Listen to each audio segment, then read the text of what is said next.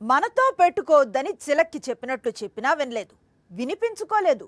ఎవరో అండ చూసుకొని ఎగిరెగిరి పడ్డారు, ఇష్టానుసారంగా వాగారు. ఇప్పుడేమైంది? అంతా అతలాకుతలమైంది. మాల్దీవులకు దెబ్బ మీద దెబ్బ తగులుతూనే ఉంది.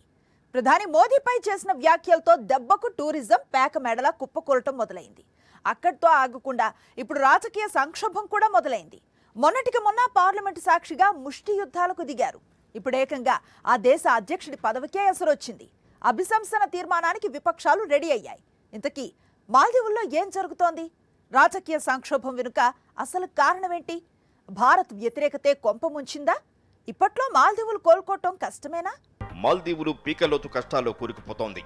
ఆ ప్రభుత్వంలో మంత్రులు భారత ప్రధాని మోదీని లక్ష్యంగా చేసుకుని చేసిన విమర్శల తర్వాత మొదలైన సమస్యలు పలు మలుపులు తిరిగి ఇప్పుడు ఏకంగా అధ్యక్షుడు మొహమ్మద్ మొయిజ్జు పదవికి ఎసరు పెట్టేలా కనిపిస్తున్నాయి. మొయిజ్జును పదవి నుంచి తప్పించేందుకు వీలుగా విపక్ష మద్దతు కూడగడుతోంది. పార్లమెంటులో మొయిజ్జు ప్రభుత్వంపై అభిశంసన కోసం విపక్షాలు సిద్ధపడుతున్నాయి. Maldivian Democratic Party parliamentary group Muizzu అభిశంసన తీర్మానానికి అంగీకరించింది.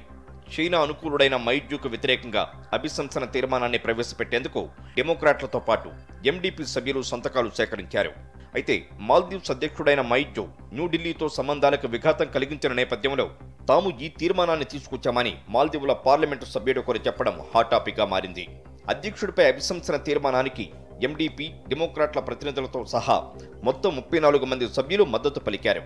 అయితే అధ్యక్షుడు మహమ్మద్ మొయిజ్జు చైనాకు అనుకూలంగా వ్యవహరిస్తున్నారని అక్కడి ప్రతిపక్షాలు ప్రధానంగా ఆరోపిస్తున్నాయి. తాజాగా అక్కడి పార్లమెంట్లో ఎంపీల కొట్లాట హాట్ టాపిక్ గా మారింది. అంతర్జాతీయ మీడియాలో మాల్దీవులు హెడ్లైన్ గా మారింది. ఎంపీల మధ్య ఘర్షణ, ఒకరినొకరు తన్నుకోవడం చర్చనీయాంశంగా మారింది.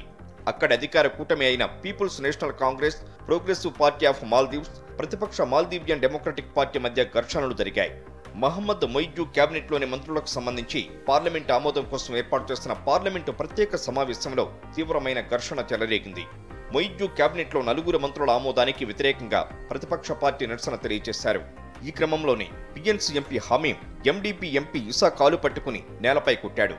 దీంతో ఇసా షహీం మెడపై పిడిగుద్దులు గుద్దాడు. సహచర ఎంపీలు వారి గొడవను శాంతింపచేశారు. తీవ్రంగా గాయపడ్డ షహీంను అంబులెన్స్లో ఆసుపత్రికి తరలించారు. మొయిజ్జు మంత్రివర్గంలోని మంత్రులకు ఆమోదం తెలపకపోవడంతో పాటు స్పీకర్ రాజీనామా చేయాలని ప్రతిపక్షాలు డిమాండ్ చేశాయి. ఇప్పుడు ఆ వివాదం ఏకంగా అధ్యక్షుడిని గద్దె దింపే వరకు వచ్చింది. ప్రధానమంత్రి నరేంద్ర మోదీ లక్షద్వీప పర్యటనకు సంబంధించిన ఫోటోలపై మాల్దీవుల మంత్రులు అనుచిత వ్యాఖ్యల తర్వాత ఇరు దేశాల మధ్య ఉద్రిక్తతలు తలెత్తాయి. ఇరు దేశాల మధ్య దౌత్య సంబంధాలను దెబ్బతీశాయి. ఈ పరిస్థితుల నేపథ్యంలో ఇండియన్స్ బాయ్కట్ మాల్దీవులు అంటూ పిలుపునిచ్చారు. దీంతో మాల్దీవుల ప్రభుత్వం దిగొచ్చింది. మోదీపై, భారత్పై అనుచిత వ్యాఖ్యలు చేసిన మంత్రులను బర్తరఫ్ చేసింది. భారత్తో వివాదం సమయంలోనే మాల్దీవుల అధ్యక్షుడు మొయిజ్జు చైనా పర్యటనకు వెళ్లొచ్చారు. అంతేకాదు భారత సైన్యం తమ దేశాన్ని వదిలి వెళ్లేందుకు డెడ్లైన్ విధించిన మొయిజ్జు ప్రభుత్వం చైనా నిఘా నౌకను తమ జలాల్లో నిలిపి ఉంచేందుకు అంగీకరించింది కూడా. ఆ తర్వాత చైనాకు అనుకూలంగా వ్యవహరించిన 4 సభ్యులను మొయిజ్జు సర్కార్ కేబినెట్లోకి తీసుకోగా ఇందులో 3 సభ్యుల్ని కేబినెట్లోకి తీసుకోవటాన్ని పార్లమెంటు తిరస్కరించింది. ఈ పరిణామాలు పార్లమెంట్లో ఘర్షణకు దారితీశాయి. అయితే మాల్దీవుల రాజ్యాంగం ప్రకారం అధ్యక్షుడిని తొలగించాలంటే ముందుగా పార్లమెంటులో 3/4 మంది ఎంపీలు తీర్మానం ఇవ్వాలి. ఆ తరువాత జరిగే ఓటింగ్లో ఈ తీర్మానం 3/2 మద్దతు పొందాలి. ప్రస్తుతం 80 మంది ఎంపీలు మాత్రమే ఉన్న పార్లమెంట్లో విపక్ష ఎండీపీ, డెమోక్రాట్లకు 56 మంది ఎంపీలు ఉన్నారు. వీరంతా ఇప్పుడు అధ్యక్షుడి అభిశంసనపై సంతకాలు చేశారు. మెజారిటీకి 54 సంతకాలు సరిపోతాయి. అలాగే అధ్యక్షుడి సమాధానం కోసం 14 రోజుల సమయం ఇస్తారు. ఆ తర్వాత కుర్చీ దిగే కథ మొదలవుతుంది. మాల్దీవుల్లో మొయిజ్జు సర్కారు చేసిన మొదటి తప్పు ప్రధాని మోదీ జోలికి రావడం. అక్కడితో ఆగకుండా చేసిన రెండో తప్పు భారత్ను రెచ్చగొట్టే విధంగా చైనాతో సన్నిహితంగా మెలగడం. ఇవే తప్పులు ఇప్పుడు ఆయన కుర్చీ కింద భూకంపం పుట్టించేలా చేశాయి. అంతేకాదు ఆ దేశ ఆర్థిక వ్యవస్థను కూడా కుదిపేస్తున్నాయి. భారత్, మాల్దీవుల మధ్య నెలకొన్న దౌత్య వివాదం కారణంగా మాల్దీవుల టూరిజం ర్యాంకింగ్స్ లో భారత్ 5వ స్థానానికి పడిపోయింది. మాల్దీవుల పర్యాటక శాఖ విడుదల చేస్తున్న డేటా ప్రకారం డిసెంబర్ 2023లో అగ్రస్థానంలో ఉన్న భారత్ తాజాగా 5వ స్థానానికి దిగజారింది. అంటే మన నుంచి మాల్దీవులకు వచ్చే ఆదాయం భారీగా పడిపోయింది. 2024 జనవరి 28 నాటికి మాల్దీవుల టూరిజంతో భారత్ వాటా 8%గా ఉండగా చైనా 9.5%, యూకే 8.1% వాటాగా ఉండేది. మోదీపై అనుచిత వ్యాఖ్యల తర్వాత కేవలం 1 నెలలోనే మాల్దీవుల టూరిజం మార్కెట్లో భారత్ స్థానం గణనీయంగా పడిపోయింది.